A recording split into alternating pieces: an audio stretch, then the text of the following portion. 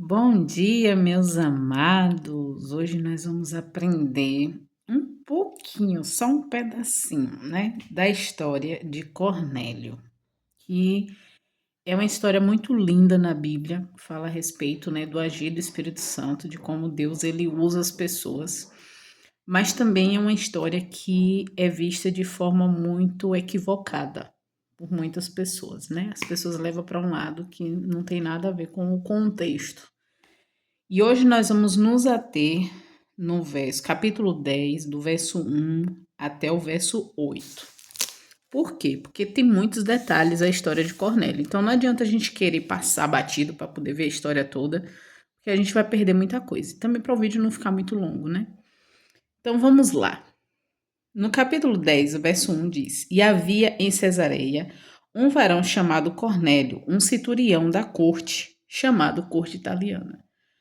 Logo quando eu li aqui, eu nem marquei nada, mas depois o Espírito Santo me incomodou. Vai pesquisar um pouquinho a respeito do que significava isso. Cesareia, ela era uma cidade importante, imponente. E Cornélio, ele era um centurião, ou seja, ele era um líder de soldados, né? E aqui fala a respeito de qual era a corte que ele pertencia, mas tipo assim, só Cornélio não era qualquer pessoa. Cornélio era uma pessoa importante. E depois eu vou falar um pouquinho mais a respeito disso, né? Aqui tem mais algumas características a respeito de Cornélio.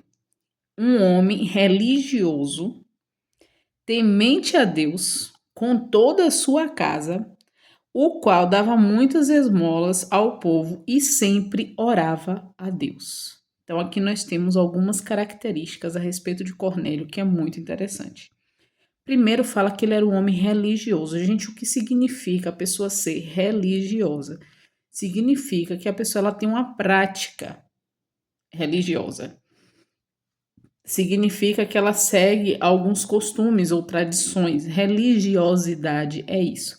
Religiosidade é a prática no caso aqui, do cristianismo, né? Então é você sair da teoria, sair do falatório e ir para a prática. Religiosidade representa isso.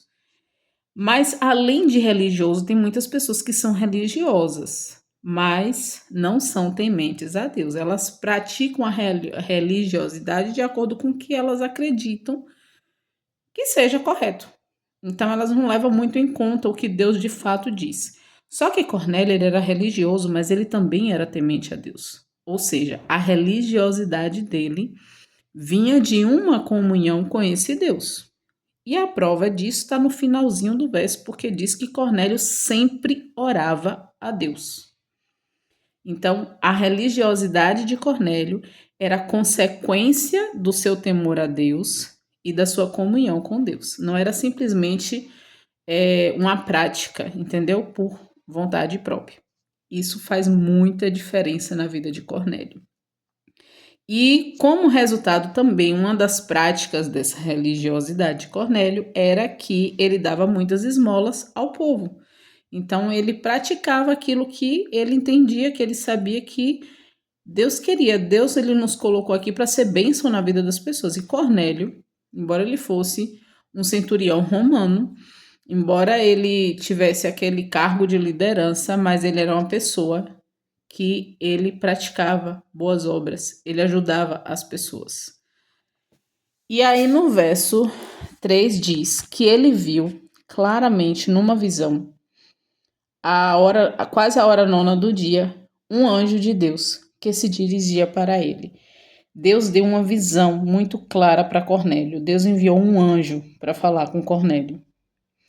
E o anjo disse, né, Cornélio, e este olhando para ele e atemorizado disse, o que é isso, Senhor?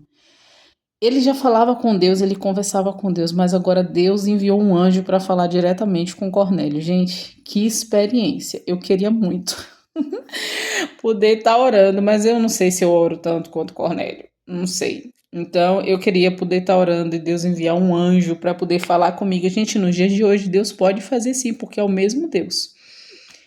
E aí ele fala, né? O que é isso, Senhor? E o anjo lhe disse: as tuas orações e as tuas esmolas têm subido para memorial diante de Deus. Cornélio tinha um relacionamento com Deus, ele não tinha todo o conhecimento a respeito de Deus, mas ele tinha comunhão. E Deus via isso em Cornélio. Existem muitas pessoas que às vezes não estão dentro da igreja, ou talvez estão dentro de uma igreja, mas ainda não conhecem toda a verdade. E às vezes, quando você tem um conhecimento a mais e você vê que a pessoa está em um lugar que não representa toda a verdade de Deus, às vezes você julga e você acha, sei lá, não podemos julgar, porque Deus tem os seus em todos os lugares. E Deus está fazendo a obra na vida dos seus. E o anjo deu uma ordem para Cornélio. Agora, pois, envia homens a Jope e manda chamar um certo Simão, que tem por sobrenome Pedro. Ele está alojado com um certo Simão curtidor. Lembra que ontem o último verso dizia isso? Que Pedro ficou com um Simão chamado curtidor? Pois é, isso aqui continuando a historinha, né? Cuja casa está junto ao mar. Ele te dirá o que deve fazer. Isso aqui também me chamou a atenção e eu grifei. Por quê? Se Deus enviou um anjo para falar com Cornélio, Deus não podia ter dito logo para Cornélio pelo anjo o que ele queria de Cornélio? Podia. Só que Deus tinha uma obra para fazer também na vida de Pedro. E aí nós vamos ver amanhã a respeito dessa obra na vida de Pedro. Então, por isso que Deus usa pessoas. Deus podia enviar anjos e os anjos fazem uma obra completa. Mas Deus, ele nos usa porque existe uma obra a ser feita na nossa vida também. E, cadê? Ele te dirá o que deve fazer. Verso 7. Tendo partido o anjo que falava a Cornélio, ele chamou um dos seus servos e a um soldado religioso dos que estavam continuamente a seu serviço. Assim que o anjo partiu, Cornélio já botou em prática, ele obedeceu o que o anjo estava falando. E ele chamou ali dois servos dele. Aqui dá a entender que, tipo assim, são servos da sua própria casa, mas ele chamou também a um soldado. E aqui fala uma característica desse soldado. Esse soldado também era religioso. Cornélio não chamou qualquer pessoa para fazer aquilo que Deus estava mandando. Ele chamou pessoas que ele sabia que ele poderia confiar. E aqui no começo, quando fala que ele era um centurião, ali fala que esses soldados, né, que o centurião ele liderava soldados que eram obedientes em tudo, né? Foi uma característica que eu vi quando eu fui pesquisar. Mas dentre esses soldados tinha um especial que era religioso, e foi o que Cornélio chamou. E aí que fala, e tendo-lhes declarado todas essas coisas, os enviou a Jope. Então Deus é maravilhoso. Olha quantas pessoas envolvidas nessa obra de Deus. Cornélio, sua família, seus servos e os soldados que estavam sob o seu comando, né? Embora tinha um aqui que se destacava porque era religioso, porque ele praticava coisas que eram em comum com o que Cornélio também vivia. Isso mostra também a influência que Cornélio tinha sobre os seus, pela comunhão que ele tinha com Deus. Então, nós vamos continuar, dá vontade de ir logo direto, mas nós vamos continuar amanhã, porque nós vamos nos ater na parte de Pedro, a obra que Deus queria fazer na vida de Pedro também. E por isso que o anjo não disse o que Cornélio devia fazer, mas Deus usou Pedro para falar com Cornélio. Que Deus nos abençoe.